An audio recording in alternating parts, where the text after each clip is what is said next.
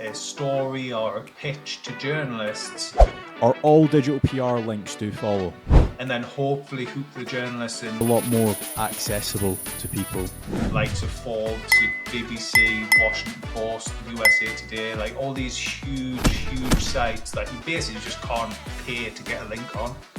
I would almost say it's the purest form of link building. Always try to over-deliver. Process. Let's say you're building out a brand new website. Because again, the links that money can't buy.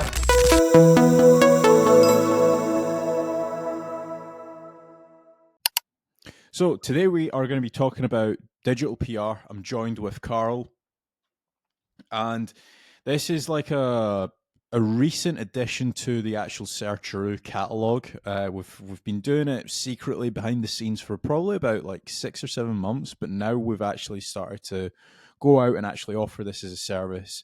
And the reason for the whole process of doing it internally, making certain that we've actually got it set up correctly, is just making certain that we've got a good quality actual product. But for anybody that doesn't know what digital PR is or the actual process, first of all, what is digital PR, Karl? So digital PR is essentially, I would almost say is the purest form of link building. It's where we can't, or, the supplier can't guarantee that a specific placement on a specific website. What they can do is they can create a story or a pitch to journalists, and then hopefully hook the journalists in that will then get you that link on that website. But again, that link might be no follow, it might be do follow. Again, that link might be a branded link as opposed to an exact match anchor. That's kind of what digital PR is. You don't have as much control over that, but you're getting links on, the likes of Forbes, BBC, Washington Post, USA Today, like all these huge sites that you basically just can't pay to get a link on. Yeah, that makes sense. Do you think that it's the future of link building? Future of link, but I would say no, in the simple fact that I think link building will always have a place, and there's so few of the sort of journalists who actually accept these type of links that it would be very hard for your general Joe blogs to be able to, sustain the link building each month. I think it definitely has place in the future link building, and I think most brands should be doing it because again, the links that money can't buy. Yeah. But I think it just has a place in it. I don't think it necessarily will become the future of. Yeah. So we're gonna dive into like the examples and stuff like that, because some of the examples that we've actually been able to place, like you've got the likes of Forbes and stuff like that. But what types of digital PR do you do? Is it reactive? Like what's the differences, first of all? Yeah, so there's a few different types. You've got the reactive style, which is essentially they've already published a piece and then you're reacting to that piece, and you can often then give like feedback into the journalist and they will publish that feedback. You've got like the commentary style where you can leave often if you've already got relationships with the journalists, they can ask you to make a comment on a piece before it goes live. Or you've got like the traditional style, which is, you're kind of pitching a whole article. This is very rare that you will land this style of article without some type of payment to journalists. Yeah. But it's like you're pitching the entire article, so the entire piece is kind of formulated by you. And we try to focus more on the sort of commentary and reactive style. Another thing as well that kind of happens when you start doing like reactive PR is you also get like newsjacking as well. I don't know if you've ever seen that, but like, for example, it's almost like if the Daily Mail's talking about how great Karl Hudson is, the Sun needs to talk about it, and Telegraph needs to talk about it, and Forbes needs to talk about it. Do you ever see that in like when you're delivering digital PR campaigns? Because when like whenever like we've placed links in the past for clients, like we've obviously got a minimum of, I believe it's 6 links, right? Yeah, so it's 6 links over the 3 month period. So obviously, what that essentially means is, at the end of the day, there's a lot of work involved in trying to outreach to these journalists and come up with good ideas, creative ideas. So we like to cover our backs by saying, on the low monthly side, if you go for that option, Hmm. you'd have to commit to a minimum of 3 months, and within those 3 months, we'll guarantee at least 60 or 50 placements that are non-syndicated and are genuine digital PR pieces. Right. Okay.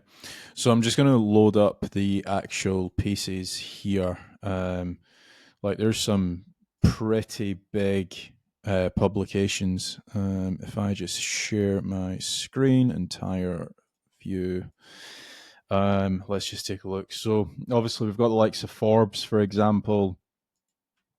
While I'm showing this, can you go through the actual process of like do you just send an email? Like what's something that you're actually doing that's working quite well with this process? Yeah, so we've got various different softwares, like your examples like Muckrack and things like that, and then we're reaching out to these various different journalists, depending on the niche. Obviously, you can see the various different niches there on the examples. So you've got health, you've got tech, um, and finance, stuff like this. There's various different niche examples that we have, like pets there, and you can see the Inquirer. We essentially come up with a pitch, and outreach. Sometimes the journalists come to us because obviously we do have connections with journalists, and they might say, "Oh, look, have you got anyone who's working in this industry who can leave a comment?" And that's kind of the route we look to go with it. What we've then started to do, which I'm liking that you're bringing up an AHRFs because I can obviously explain a little bit there. What we then like to do is we give users the option to buy tier twos. So Hmm. a lot of these examples won't have tier twos listed, but some of them will have some tier twos, or at least show that if there are tier twos, typically they tend to get more traffic and rank higher in search engines for keywords and things. Um, Yeah. and that's just examples.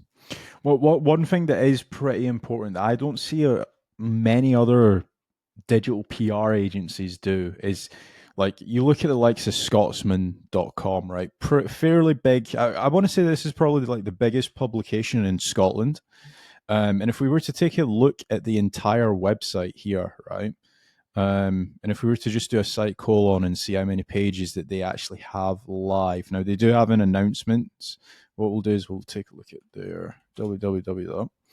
So they've got just over 300,000 pages live. If you think of the actual link equity and link power you're going to get from that page specifically, although it's a high DR, it's got backlinks and stuff pointing through to it, it's not going to be that much if you don't have the tiered links. So I think the one benefit you do have when it comes to ordering via Searcharoo for your digital PR is actually getting the tiered link building set up and making certain that this page is, first of all, it's indexed, second of all, it has links going through to it, third of all, it's actually ranking for the keyword that you're actually trying to target. Because again, it's all fine and dandy getting a load of digital PR, but if it's not ranking, if it's just another page on another website, it's probably not actually worthwhile doing.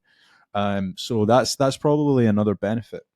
Aside from that, um, are all digital PR links do follow? No, so it all often depends on the publication. Again, it's not something that we typically stress over. 9 times out of 10, there'll probably be no follow as opposed to do This follow. is a no follow. Yeah, whereas usually we'll get, on occasion, you get do follows. Yeah. So again, like this one here is a do follow. This is from kxnet.com. But again, like what you were saying before, there it doesn't seem to be that amount of websites that are doing do follows. This is, I believe, this is. Um, but again, it very much does come down to the actual website that you are pitching to. Is there Yeah. anything else that you think that you missed out on or you want to expand on in this video? No, I think just obviously people having patience. Like sometimes, month one might be a bit poor from us, and month one we say there's a guarantee of 2 links per month, but the reality is, as long as we're delivering the 6 links by month three, you're still going to be achieving that. Now we always try to over deliver, so I don't know if you can see in that report, Kaz. How many links was there in that report? 1, 2, 3, 4, 5, 6, 7, 8, 9, 10, 11, 11 links just for the That tech. one for the tech side. And bear in mind, these are just example reports as well. So, for instance, another one of our customers where there's a testimonial on the site, Andy, I'm sure he got over 100 links on one of his campaigns. So, we always do endeavor to over deliver. It's just some niches can be difficult to figure out the type of pitch that sort of lands with the journalist, if that makes sense. Yeah. Um, What in your process, let's say you're building out a brand new website, where does digital PR lie? Does it is it like obviously you're going to go and get your foundational links, maybe some guest posts, niche edits, I don't know. What's your process right now? I would typically have this process a little bit further on. So you maybe like a month 3 to month 6 period, and then you're now looking at doing some digital PR. Right. Simply because, once you've got your citations and your foundation links, yes, you've got a good case of no follow links there, but you probably want to try and get, you'll probably stand out from the herd getting Hmm. links like this. So it's something that most of your competitors probably won't have. Or if they do have, you definitely should be matching anyway, if that makes sense. So I would be looking at probably between month 3 and month 6, you'd be looking. And this is one of the reasons why we launched the monthly, because we feel like this works better in terms of link budgets for customers. And if you're an agency, guess what? It means that you can get your clients some really really good links that the clients will be very, very impressed with. I just feel like it's a lot more accessible to people with the like. Not many people can afford £5,000 or £6,000 on digital PR. So by having that threshold a little bit lower, it means that you are able to get like the likes of New York Post, Forbes, and stuff like that pointing through to your website. And again, like what you were saying before, if you are a local business, for example, getting some of these links will literally make the difference of ranking position 5 to ranking position 2. Because again, not many people in local have it. Not many e-commerce stores have it either. No. But that has been the video on digital PR. If you guys do have any questions, drop them down in the comments or head over to searcharoo.com and fill in the contact form. You can even book in a call, and either myself or Karl will be on the strategy call. Thanks for watching.